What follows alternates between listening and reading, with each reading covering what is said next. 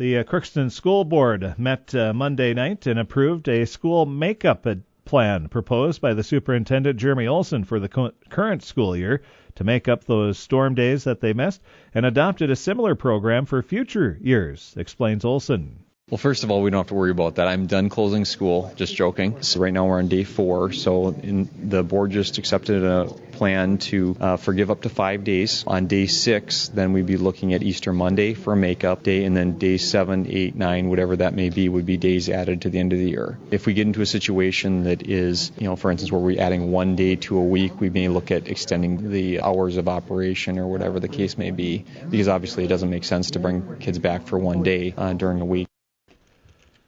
And Olson clarified statements made by Governor Tim Walz recently that schools wouldn't be financially punished for missing too much school. Walz, however, can't change the statute that says schools need 165 contact days with students. Only the legislature can do that.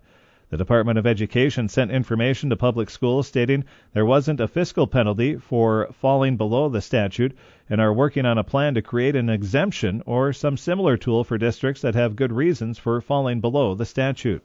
Well, I'm happy to tell you that we try not to operate around the term minimums in Crookston School District. The state statute is 165 days. We actually run 172 contact days with students because, again, we don't want to be a minimum school. We want to be a exceed school. So if you look at it, we've got 4 days that we've missed so far. So right now we're at 168 days. So we're still above the state minimum.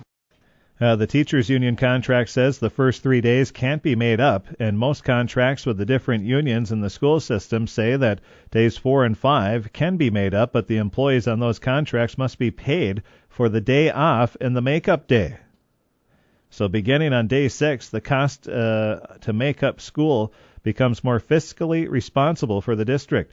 The school board approved Olson's proposal to include on the district calendar the potential school makeup days beginning with the 2019-20 school year, beginning with the 6th day of school, explains Olson. For subsequent years, we would like to build into our calendar that our first makeup day would be President's Day, our second makeup day would be Easter Monday, and then days added to the end of the year.